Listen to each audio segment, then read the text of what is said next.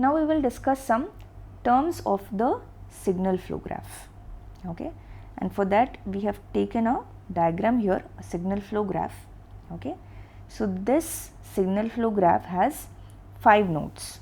Okay, they are represented by y1, y2, y3, y4 and y5.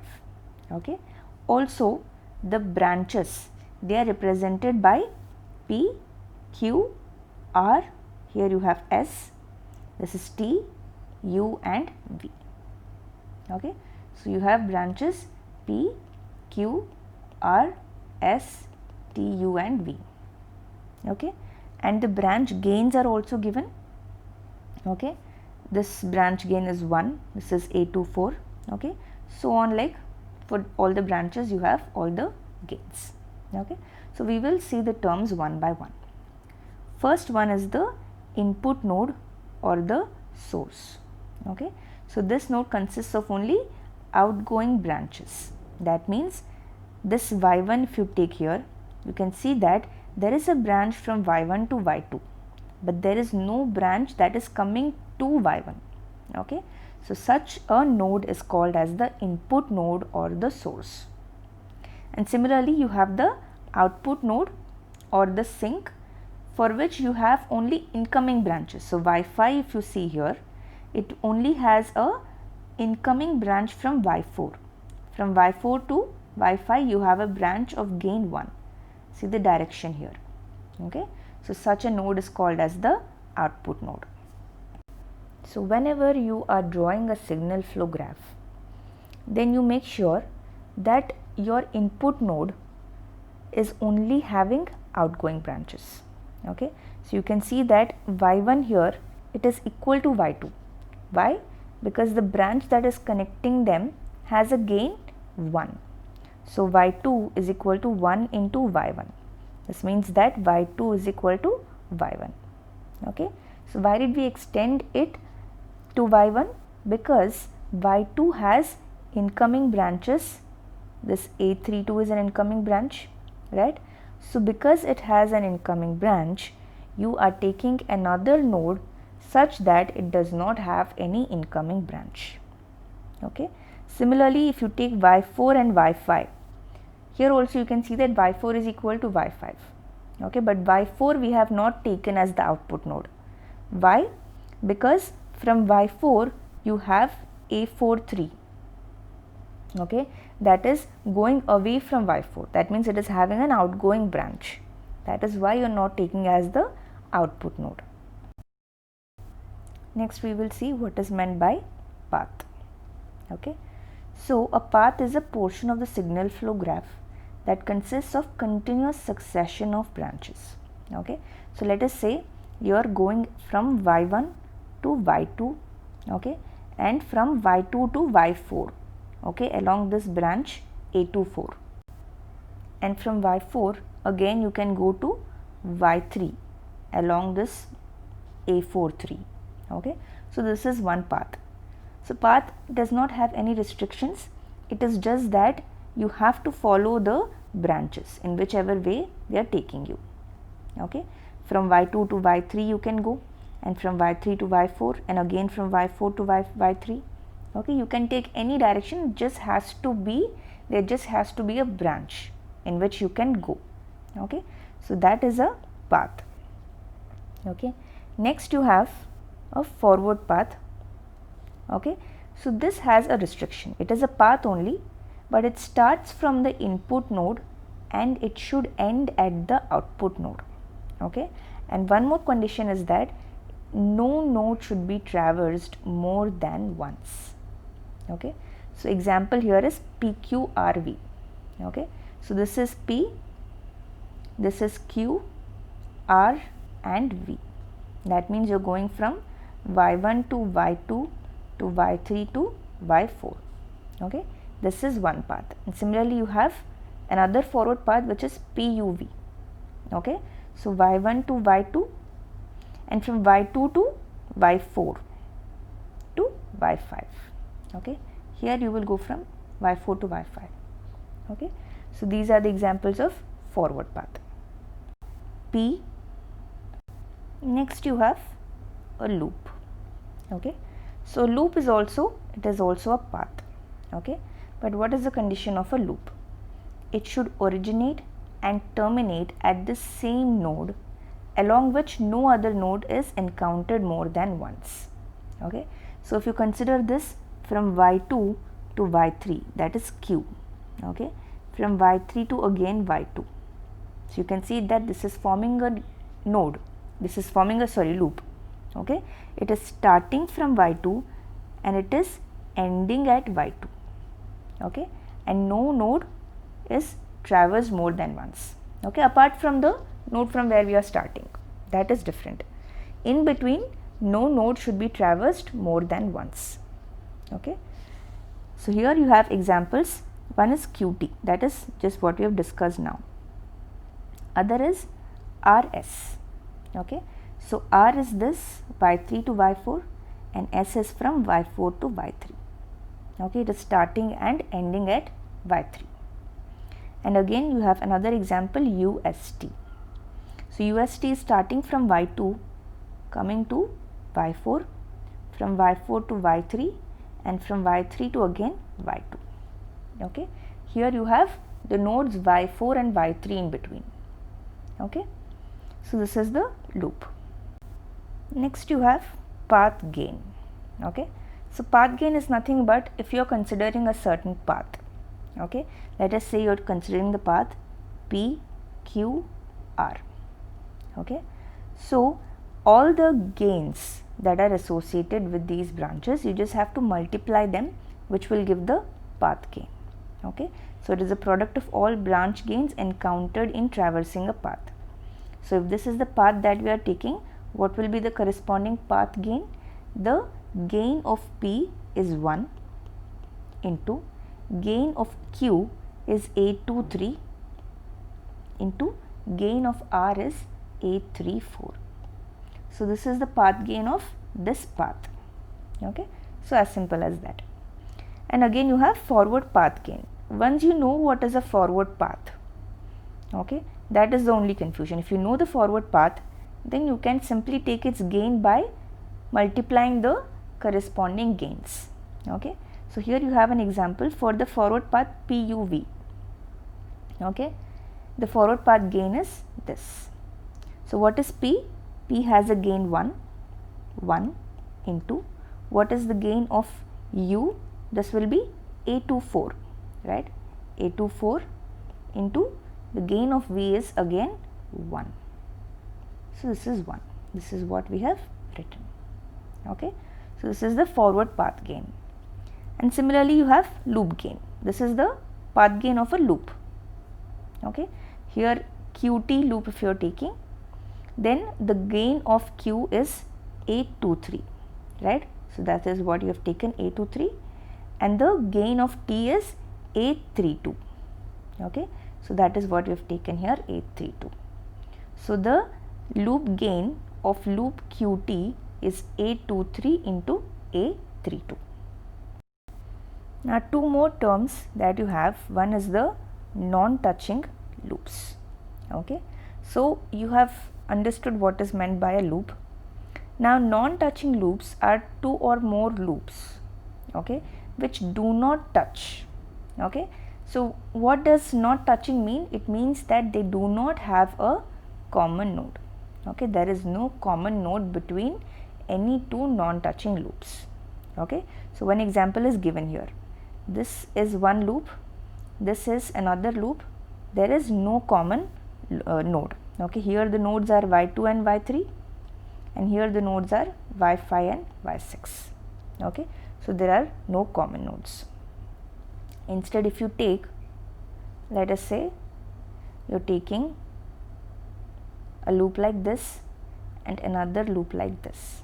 Okay, then these two loops, they are touching loops. Okay, because you have a common node here. Okay, so this is one example of a non-touching loop. And next you have self loop. Okay, a self loop is nothing but it starts and ends at the same node and it does not touch any other node in between. Okay, So here this loop, it is starting and ending at y4. So this is called as the self loop. Now using whatever terms that we have discussed till now, we have to understand the Mason's gain formula, which is a very important topic. Okay. So this formula, it is used to find out the transfer function from a signal flow graph. Okay.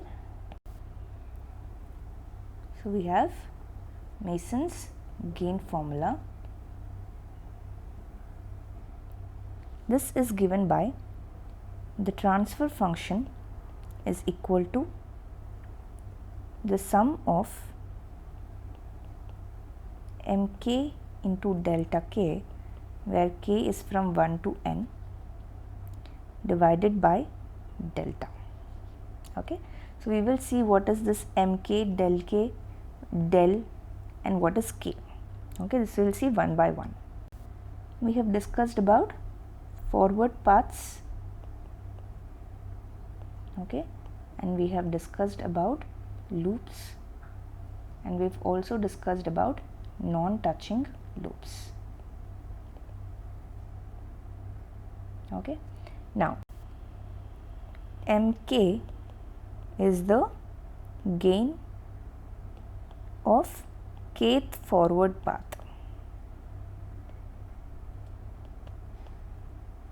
Okay, so we have, let us say, some n forward paths. Okay, n is the number of forward paths that are present in the signal flow graph. Okay, so mk will be the gain of kth forward path. That means, let us say you have 2 forward paths, then you will have the forward path gains of both these paths, right? So m1 will be the gain of first forward path, m2 will be the gain of second forward path. Okay, as simple as that. Next you have delta.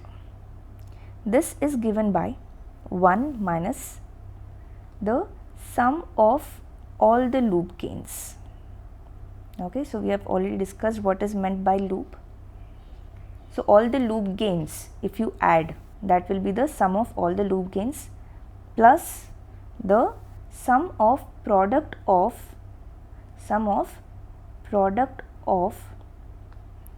two non-touching loops.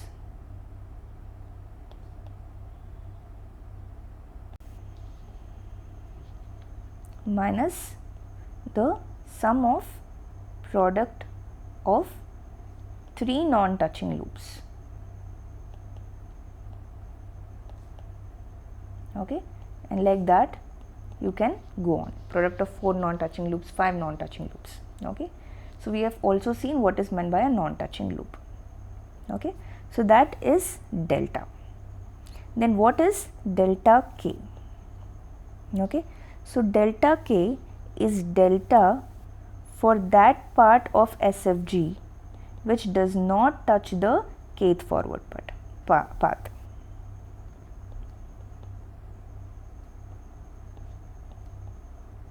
Okay, so this will become more clear to you when we will do an example. Okay, so delta k is simply that part of delta for that part of SFG which is not touching the kth forward path. Okay, so now we will understand this Mason's gain formula using an example. Okay, so you have a signal flow graph here and we have to find out the transfer function.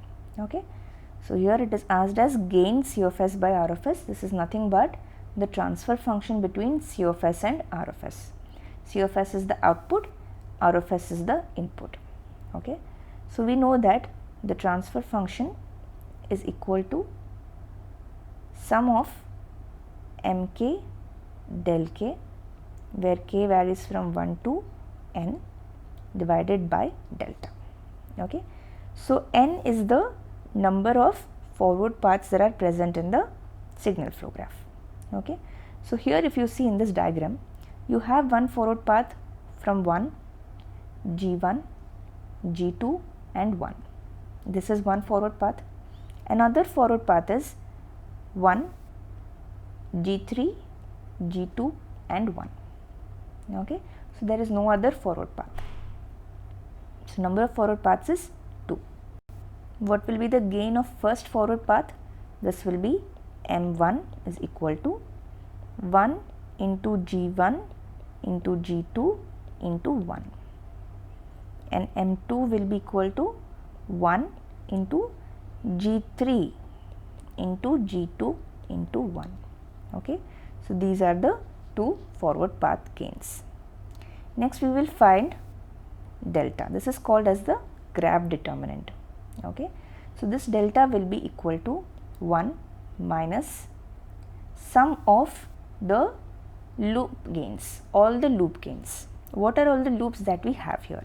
Okay, so let us say each of the loop we will represent as L. Okay, so L1 is the first loop. Okay, so first loop, if you see this minus h1, okay, from minus h1 to g1 to g2 and again like this. Okay, so this will be equal to, what will be the loop gain? This will be equal to minus g1 g2 h1. Okay, and similarly you will have another loop gain which is minus g3 g2 into h1. Okay, so this is coming like this, from here to again here. Okay, the last loop is the self loop g4. Okay, so you have g4.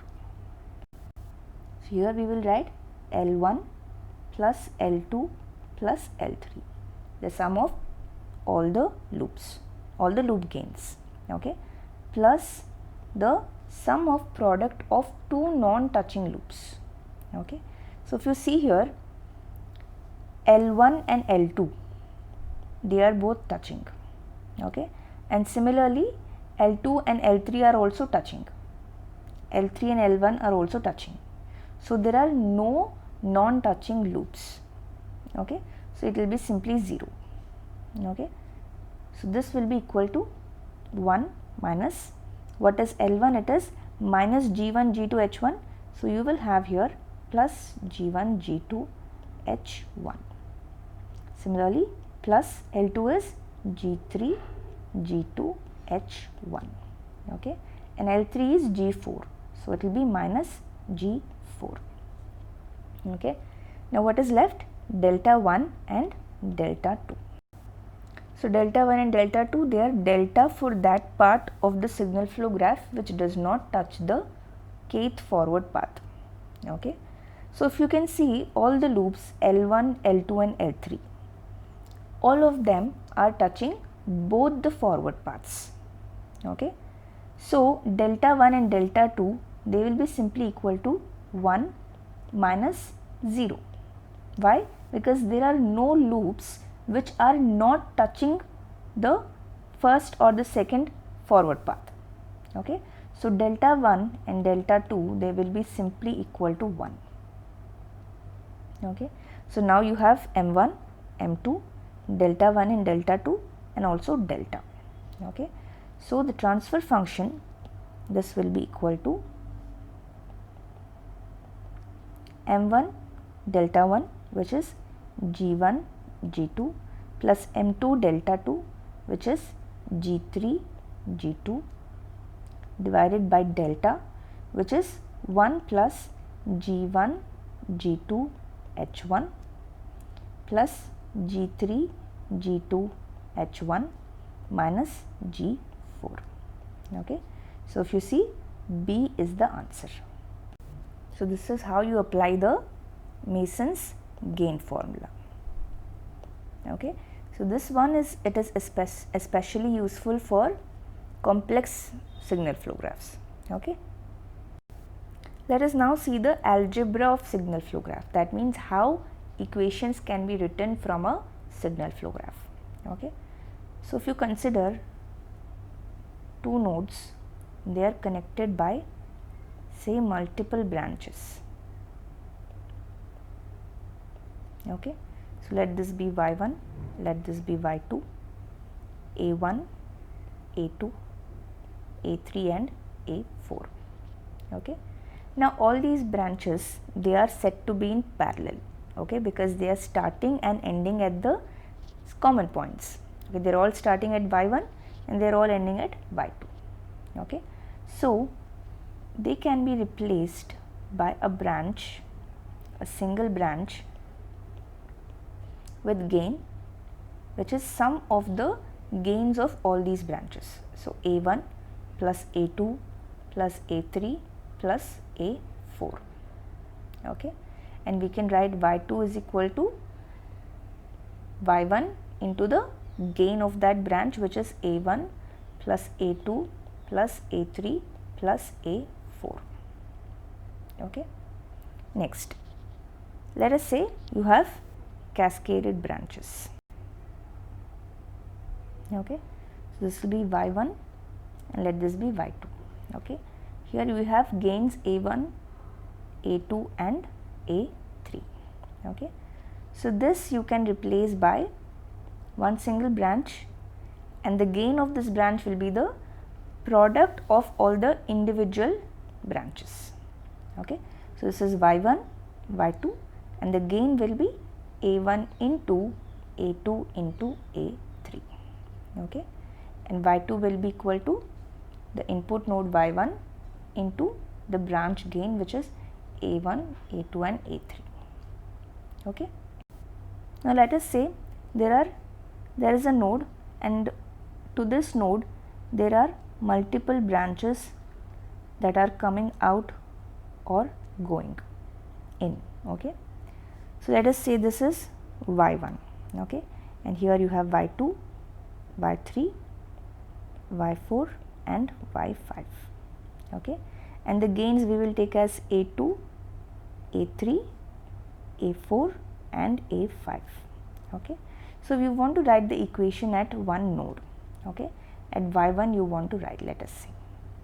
Okay, so this will be, you will only have to consider those branches which are coming towards y1, right, because the direction of the branch, let us say if you take this branch, this is going from y1 to y2.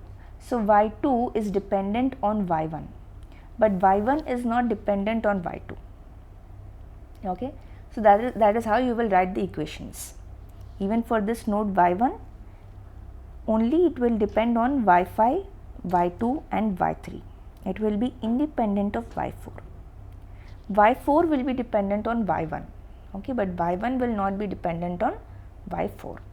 Okay, so y1 will be equal to a2 into y2 plus, so you just have to add all of these branches. Okay, plus a3 into y3 plus a5 into y5. So this is how you can write equations at one particular node of a signal flow graph. Okay, so this point is also, it is very important while you are writing the equations. Okay,